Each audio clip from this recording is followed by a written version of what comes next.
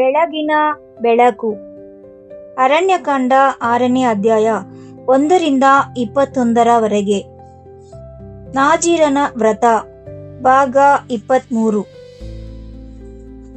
ಬೆಂಕಿ. ನೆನ್ನೆಯ ವಿಷಯವನ್ನು ಮುಂದುವರಿಸುತ್ತಾ ಅರಣ್ಯಕಾಂಡ 6ನೇ ಅಧ್ಯಾಯ 18 ಪ್ರಕಾರ ನಾಜೀರ್ ವ್ರತಸ್ಥನು ತನ್ನ ಪ್ರತಿಷ್ಠಾಪನಾ ಕೂದಲನ್ನು ಸಮಾಧಾನ ಬಲಿಯ ಅಡಿಯಲ್ಲಿದ್ದ ಬೆಂಕಿಯಲ್ಲಿ ಹಾಕುತ್ತಾನೆ. ಬೆಂಕಿಯನ್ನು ಕೇವಲ ನ್ಯಾಯ ತೀರ್ಪು ಅಥವಾ ದಂಡನೆ ಎಂದು ನೋಡಿದರೆ ಅದು ಮನಸ್ಸಿಗೆ ಭಯ ಹುಟ್ಟಿಸಬಹುದು. ಆದರೆ ಯಜ್ಞದ ವ್ಯವಸ್ಥೆಯಲ್ಲಿ ಬೆಂಕಿ ಎಂಬುದು ಸಮರ್ಪಣೆಯ ಸ್ಥಳವೂ ಹೌದು. ಒಂದು ಅರ್ಪಣೆಯನ್ನು ಪೂರ್ಣವಾಗಿ ಯೆಹೋವನಿಗೆ ಒಪ್ಪಿಸಿಕೊಡುವ ಮಾರ್ಗವೇ ಬೆಂಕಿ. ಅದರ ಮೂಲಕವೇ ಒಂದು ಅರ್ಪಣೆಯು ಸುಗಂಧವಾದ ಧೂಪದಂತೆ ಆತನ ಬಳಿಗೆ ಏರುತ್ತದೆ. ಆದುದರಿಂದ ಇಲ್ಲಿರುವ ಬೆಂಕಿಯು ನಾಜೀರ್ ವ್ರತಸ್ಥನ ಪ್ರತಿಷ್ಠಾಪನೆಯು ಕ್ರೋಧದಿಂದ ನಾಶವಾಗುತ್ತಿದೆ ಎಂದು ನಮಗೆ ಹೇಳುತ್ತಿಲ್ಲ. ಬದಲಾಗಿ ಆ ಪ್ರತಿಷ್ಠಾಪನೆಯನ್ನು ಆರಾಧನೆಯಲ್ಲಿ ಅರ್ಪಿಸಲಾಗುತ್ತಿದೆ ಎಂದು ಅದು ತಿಳಿಸುತ್ತದೆ. ತೋರಾದಲ್ಲಿ ಈ ಭಾಷೆಯನ್ನು ಪದೇ ಪದೇ ಬಳಸಲಾಗಿದೆ. ದಹನ ಬಲಿಯನ್ನು ಬಲಿಪೀಠದ ಬೆಂಕಿಯ ಮೇಲೆ ಇರಿಸಲಾಗುತ್ತಿತ್ತು ಮತ್ತು ನ್ಯಾಯ ಪ್ರಮಾಣವು ಅದು ಯೆಹೋವನಿಗೆ ಸುಗಂಧವಾದ ಹೋಮವಾಯಿತು ಎಂದು ಹೇಳುತ್ತದೆ. ಯಾಜಕಕಾಂಡ 1ನೇ ಅಧ್ಯಾಯ 9ನೇ ವಾಕ್ಯ. ಇದೇ ಮಾತುಗಳು ಆ ಅಧ್ಯಾಯದಲ್ಲಿ ಮತ್ತೆ ಮತ್ತೆ ಬರುತ್ತವೆ. ಯಾಜಕಕಾಂಡ 1ನೇ ಅಧ್ಯಾಯ 13ನೇ ವಾಕ್ಯ ಮತ್ತು 17ನೇ ವಾಕ್ಯ. ಧಾನ್ಯದ ಅರ್ಪಣೆಯ ಜ್ಞಾಪಕಾರ್ಥ ಭಾಗವನ್ನು ಬಲಿಪೀಠದ ಮೇಲೆ ಸುಗಂಧ ಯೆಹೋವನಿಗೆ ವಾದ ಹೋಮವಾಗಿ ಸುಡಲಾಗುತ್ತಿತ್ತು. ಯಾಜಕಕಾಂಡ 2ನೇ ಅಧ್ಯಾಯ 2ನೇ ವಾಕ್ಯ. ಸಮಾಧಾನ ಬಲಿಯ ಕೆಲವು ಭಾಗಗಳನ್ನು ಸಹ ಬಲಿಪೀಠದ ಮೇಲೆ ಸುಗಂಧವಾಗಿ ಸುಡಲಾಗುತ್ತಿತ್ತು. ಯಾಜಕಕಾಂಡ 3ನೇ ಅಧ್ಯಾಯ 5ನೇ ವಾಕ್ಯ. ಈ ಸ್ಥಳಗಳಲ್ಲಿ ಬೆಂಕಿ ಎಂದರೆ ತಿರಸ್ಕಾರವಲ್ಲ. ಬೆಂಕಿ ಎಂದರೆ ಆ ಅರ್ಪಣೆಯು ಈಗ ಪೂರ್ಣವಾಗಿ ಯೆಹೋವನಿಗೆ ಸೇರಿದ್ದಾಗಿದೆ ಎಂದರ್ಥ. ಆದುದರಿಂದ ನಾಜೀರ್ ವ್ರತಸ್ಥನು ಕೂದಲನ್ನು ಬೆಂಕಿಯಲ್ಲಿ ಹಾಕಿದಾಗ ಅದು ಶರಣಾಗತಿಯ ಅಂತಿಮ ಕೃತ್ಯವಾಗುತ್ತದೆ. ವ್ರತವು ಪೂರ್ಣಗೊಂಡಿದೆ, ದಿನಗಳು ಪೂರೈಸಿವೆ. ಆ ಸಾಕ್ಷ್ಯವು ದಿನದಿಂದ ದಿನಕ್ಕೆ ಮೌನವಾದ ತಾಳ್ಮೆಯಲ್ಲಿ ಬೆಳೆದಿದೆ. ಈಗ ಆ ಇಡೀ ಕಾಲಘಟ್ಟವನ್ನು ಯೆಹೋವನಿಗೆ ಮರಳಿ ಒಪ್ಪಿಸಲಾಗುತ್ತಿದೆ. ಕೂದಲು ಪ್ರತಿಷ್ಠಾಪನಾ ಸಮಯದ ಸಂಕೇತವಾಗಿದೆ ಮತ್ತು ಬೆಂಕಿಯು ಇದನ್ನು ಸ್ವಾರ್ಥಕ್ಕಾಗಿ ಇಟ್ಟುಕೊಳ್ಳುತ್ತಿಲ್ಲ. ಇದನ್ನು ಆರಾಧನೆ ರೂಪದಲ್ಲಿ ಯೆಹೋವನಿಗೆ ಹಿಂದಿರುಗಿಸಲಾಗುತ್ತಿದೆ. ಇದು ನೂತನ ಸೃಷ್ಟಿಯ ವಿಶ್ವಾಸಿಗಳಿಗೆ ಅತ್ಯಂತ ಪ್ರಾಯೋಗಿಕವಾದ ಪಾಠವಾಗಿದೆ. ರೋಮಾಪುರದವರಿಗೆ ಬರೆದ ಪತ್ರಿಕೆಯು ಹೀಗೆ ಹೇಳುತ್ತದೆ: ನಿಮ್ಮ ಶರೀರಗಳನ್ನು ದೇವರಿಗೆ ಮೆಚ್ಚಿಕೆಯಾದ ಸಜೀವ ಯಜ್ಞವಾಗಿ ಸಮರ್ಪಿಸಿರಿ. ರೋಮಾಪುರದವರಿಗೆ 12ನೇ ಅಧ್ಯಾಯ 1ನೇ ವಾಕ್ಯ. ಸಜೀವ ಯಜ್ಞ ಎಂಬುದು ಕೇವಲ ಒಂದು ಅಲ್ಪವಾದ ಕಾರ್ಯವಲ್ಲ. ಅದು ಯೆಹೋವನ ಬಲಿಪೀಠದ ಮೇಲೆ ಇರಿಸಲಾದ ದೈನಂದಿನ ಜೀವನ. ಅದು ಆತನಿಗಾಗಿ ನೀಡಿದ ಸಮಯ. ಅದು ಆತನ ವಾಕ್ಯದ ಅಡಿಯಲ್ಲಿ ಪರೀಕ್ಷಿಸಲ್ಪಟ್ಟ ಆಸೆಗಳು. ಯಾರು ನೋಡದಿದ್ದಾಗಲೂ ಆರಿಸಿಕೊಳ್ಳುವ ವಿಧೇಯತೆ. ಗರ್ವವು ಸೇಡು ತೀರಿಸಿಕೊಳ್ಳಲು ಬಯಸಿದಾಗಲೂ ಆರಿಸಿಕೊಳ್ಳುವ ಕ್ಷಮೆ. ಕಾಮವು ಆಳಲು ಬಯಸಿದಾಗ ಆರಿಸಿಕೊಳ್ಳುವ ಪವಿತ್ರತೆ. ಇದು ಪದೇ ಪದೇ ಶರಣಾಗತಿಯಲ್ಲಿ ಇರಿಸಲ್ಪಟ್ಟ ಸಂಕಲ್ಪ. ಈ ಅರ್ಥದಲ್ಲಿ ಬೆಂಕಿಯಲ್ಲಿ ಹಾಕಲಾದ ನಾಜೀರ್ ವ್ರತಸ್ಥನ ಕೂದಲು ಅಂತಿಮವಾಗಿ ಸುರಿಸಲ್ಪಟ್ಟ ಮತ್ತು ಶಾಂತಿಯಲ್ಲಿ ಒಪ್ಪಿಸಿಕೊಟ್ಟ ಇಡೀ ಜೀವನದ ಚಿತ್ರಣವಾಗುತ್ತದೆ. ನ್ಯಾಯ ಪ್ರಮಾಣದಲ್ಲಿ ಬೆಂಕಿಯು ಮತ್ತೊಂದು ಮಗ್ಗುಲಲ್ಲಿದೆ. ಅದು ಹೃದಯವನ್ನು ಬಲಪಡಿಸುತ್ತದೆ. ಬೆಂಕಿಯು ಶುದ್ಧಿಸುತ್ತದೆ. ಬೆಂಕಿಯು ಯಾವುದು ನೈಜವಾದುದು ಎಂಬುದನ್ನು ಬಯಲು ಮಾಡುತ್ತದೆ. ಬೆಂಕಿಯು ಅಮೂಲ್ಯವಾದುದನ್ನು ಪರಿಶುದ್ಧಗೊಳಿಸುತ್ತದೆ.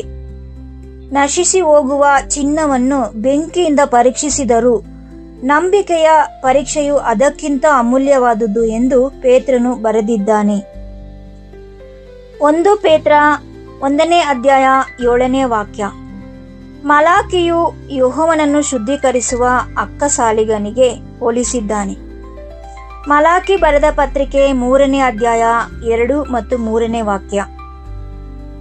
ಇದನ್ನು ದಂಡನೆ ಎಂದು ಓದಬೇಕಿಲ್ಲ, ಬದಲಾಗಿ ನಮ್ಮನ್ನು ಸೇರಿದುದನ್ನು ಸುಟ್ಟು ಹಾಕಿ ಸತ್ಯವಾದುದು ಮಾತ್ರ ಉಳಿಸಿಕೊಳ್ಳುವಂತೆ ಮಾಡುವ ಯೆಹೋವನ ಪ್ರೀತಿಯ ಕೆಲಸ ಎಂದು ಇದನ್ನು ಅರ್ಥೈಸಬಹುದು. ನಾಜೀರ್ ವ್ರತದ ಚಿತ್ರಣದಲ್ಲಿ ಬೆಂಕಿಯು ಅಂತಿಮ ಶರಣಾಗತಿಯಾಗಿದೆ. ಆದರೆ ನಮ್ಮ ಪ್ರತಿಷ್ಠಾಪನೆಯ ದಿನಗಳು ಅನೇಕ ಸಣ್ಣ ಸಣ್ಣ ಪರೀಕ್ಷೆಗಳು ಬೆಂಕಿಯಲ್ಲಿ ಶುದ್ಧೀಕರಿಸಲ್ಪಟ್ಟವು ಎಂಬುದನ್ನು ಇದು ನಮಗೆ ನೆನಪಿಸುತ್ತದೆ. ಈಗ ಆ ಪೂರ್ಣಗೊಂಡ ಸಾಕ್ಷ್ಯವನ್ನು ಬಲಿಪೀಠದ ಬೆಂಕಿಯಲ್ಲಿ ಸಂಪೂರ್ಣ ಅರ್ಪಣೆಯಾಗಿ ಇರಿಸಲಾಗಿದೆ. ಇದು ಹೃದಯವನ್ನು ಒಂದು ಸಾಮಾನ್ಯ ಭಯದಿಂದ ರಕ್ಷಿಸುತ್ತದೆ. ಎಲ್ಲವನ್ನೂ ಸಮರ್ಪಿಸಿ ಬಿಟ್ಟರೆ ನನ್ನ ಬಳಿ ಏನೂ ಉಳಿಯುವುದಿಲ್ಲ ಎಂದು ಅನೇಕರು ಭಾವಿಸುತ್ತಾರೆ. ಆದರೆ ನ್ಯಾಯ ಪ್ರಮಾಣವು ಇದಕ್ಕೆ ವಿರುದ್ಧವಾದುದನ್ನು ತೋರಿಸುತ್ತದೆ. ಯೆಹೋವನಿಗೆ ಅರ್ಪಿಸಿದ ವಿಷಯವು ಆತನ ಕೈಗಳಲ್ಲಿ ಅತ್ಯಂತ ಸುರಕ್ಷಿತವಾಗಿರುವುದು. ಪ್ರಕಟಣೆ ಬರೆದ ಪತ್ರಿಕೆ 4ನೇ ಅಧ್ಯಾಯ 10ನೇ ವಾಕ್ಯ. ಕಿರೀಟಗಳನ್ನು ಸಿಂಹಾಸನದ ಮುಂದೆ ಇರಿಸುವುದು ನಮಗೆ ಕಾಣಿಸುತ್ತವೆ. ಅದು ನಷ್ಟವಾಗಿಲ್ಲ. ನಾವು ಶರಣವಾದಾಗ ಅವು ಆರಾಧನೆಯಲ್ಲಿ ಗೌರವಿಸಲ್ಪಡುತ್ತವೆ. ಆಗ ಯೆಹೋವನು ಮಹಿಮೆ ಹೊಂದುತ್ತಾನೆ ಮತ್ತು ಶರಣಾಗುವವರು ಶೂನ್ಯಕ್ಕೆ ತಳ್ಳಲ್ಪಡುವುದಿಲ್ಲ. ಬದಲಾಗಿ ಅವರು ಬಾಡಿ ಹೋಗದ ನಿತ್ಯ ಪ್ರತಿಫಲಕ್ಕಾಗಿ ಸಿದ್ಧರಾಗುತ್ತಾರೆ.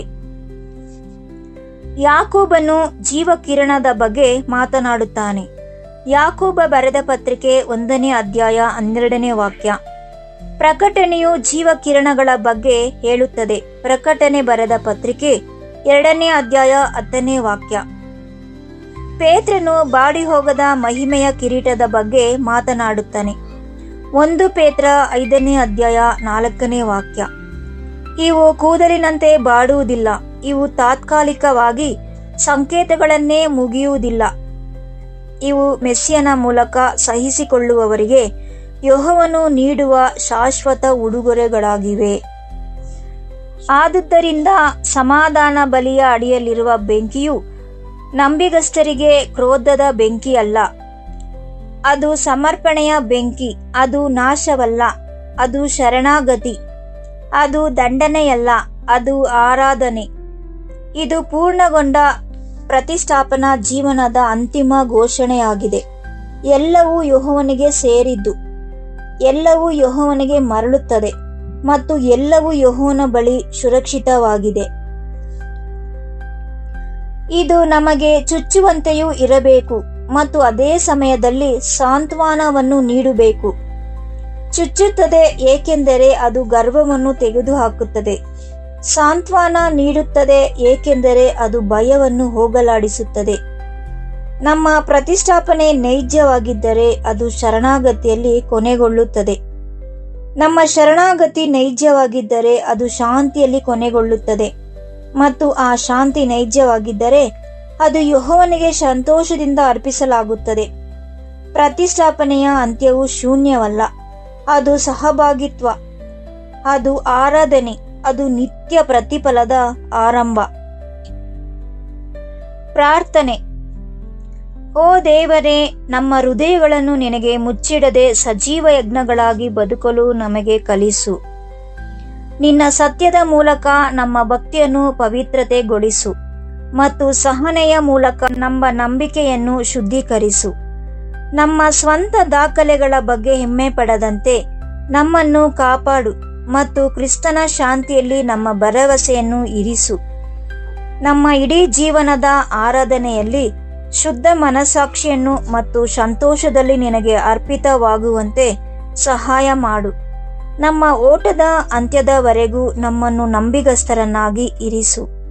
ಎಲ್ಲ ಗೌರವಗಳು ನಿನ್ನ ಮುಂದೆ ಇರಿಸಲು ನಮ್ಮನ್ನು ಸಿದ್ಧಪಡಿಸು. ಕ್ರಿಸ್ತನ ಹೆಸರಿನಲ್ಲಿ ಬೇಡಿ ಹೊಂದುತ್ತೇವೆ ನಮ್ಮ ಪರಮ ತಂದೆಯೇ, ಆಮೇನ್.